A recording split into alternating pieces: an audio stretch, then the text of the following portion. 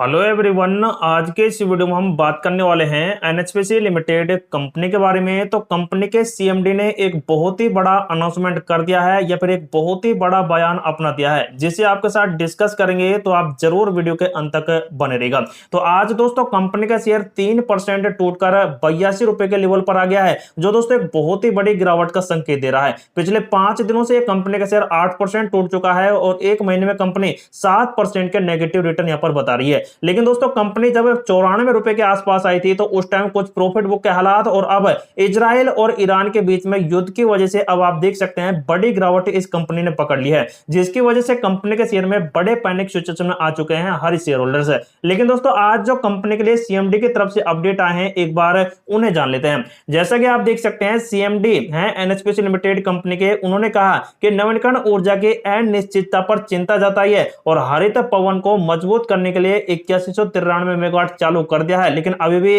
18,873 megawatt जो परियोजना है वो अभी भी दोस्तों कंस्ट्रक्शन में है, ऐसा उन्होंने देख सकते हैं यहाँ पर अपडेट दिया है। और आप देख सकते हैं यहाँ पर 18 जून को यहाँ पर आज का ये लेटेस्ट अपडेट आ चुका है, जिसे आपके साथ अब देर रात को अपडेट किया जा रहा है। लेकिन दोस्तों अब आप देख सकते हैं यहाँ पर भारत की सबसे बड़ी जल विद्युत कंपनी है एनएचपीसी लिमिटेड, उसने 27,000 मेगावाट से अधिक की अक्षय ऊर्जा पाइपलाइन तैयार कर ली है, जिसमें 8193 मेगावाट है जो चालू कर दी गई है। लेकिन यह क्षमता है जो 9843 मेगावाट निर्माणाधीन है और 9030 मेगावाट संरक्षण के अधीन है। तो दोस्तों ये यहाँ पर चालू तो हो गई है, लेकिन अब जो यहाँ पर 18,000 मेगावाट की परियोजना है ये अभी तक भी दोस्तों कंस्ट्रक्शन के अंदर चल रही है, मतलब कि यहाँ पर बनाई जा रही हैं और जल्द इन्हें भी चालू किया जाएगा 2030 के आसपास तक। इसके अध्यक्ष और प्रबंध निदेशक हैं राजकुमार चौधरी। उन्होंने बताया कि एटी इंडिया नेट्स के यहाँ पर जीरो फोरम यहाँ पर 2025 चल रहा था और उसके अंदर उन्होंने कहा कि यहाँ पर एनएचपीसी के पास 8193 मेगावाट की हरित क्षमता परिचालन है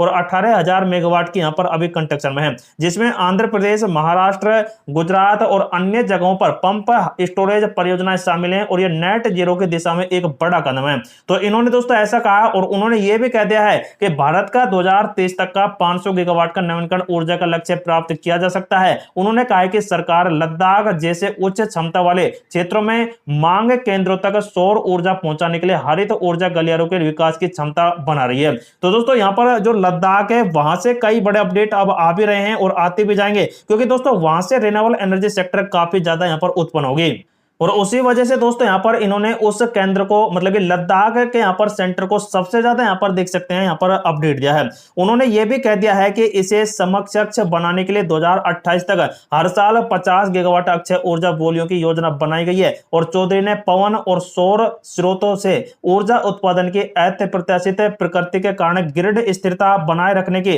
चुनौती को भी रेखांकित कर दिया है और हाइड्रोजन, ग्रीन हाइड्रोजन, बायोमास जैसे वैकल्पिक स्वच्छ स्रोतों का उत्पादन बनाने के लिए आवश्यकता पर इन्होंने बल दे दिया है। उन्होंने यह भी कह दिया है कि पवन और सौर ऊर्जा के यहां पर माध्यम से ऊर्जा उत्पादन की अधिक अनिश्चितता एक चुनौती है और इसके लिए ग्रिड स्थिरता सुनिश्चित करने के साथ साथ हाइड्रोजन और बायोमास स्रोतों के लिए अधिक यहां पर उत्पादन की आवश्यकता है। तो दोस्तों जो यहां पर पवन ऊर्जा है और सौर ऊर्जा है, इन्होंने इनको भी देख सकते हैं चुनौतियों के घेरे में बताया। लेकिन दोस्तों अब जैसे कि हाइड्रोजन है, बायोमास है, तो इनको यहां पर बढ़ाने के लिए इन्होंने अपडेट दिया है। वहीं सीमा पार स्वच्छ ऊर्जा साझेदारी के विस्तार से एनएचपीसी ने भूमिका पर प्रकाश डालते हुए चौधरी ने कह दिया है कि भारत की जल विद्युत और पंप भंडारण क्षमता का दोहन करने के साथ साथ सरकार नेपाल, भूटान जैसे पड़ोसी देशों में भी जल विद्युत परियोजना विकास करने पर विचार कर रही है। एनएचपीसी पहले से नेपाल में काम कर रही है, जहां जल विद्युत क्षमता का बड़े पैमाने पर दोहन नहीं किया गया है। मतलब कि दोस्तों यहाँ पर अंडर कंस्ट्रक्शन में है एनएचपीसी लिमिटेड कंपनी के कुछ प्रोजेक्ट है जिनका अभी तक दोस्तों दोहन नहीं हो रहा है, मतलब कि बिजली वगैरह यहाँ पर नहीं बनाई जा रही है।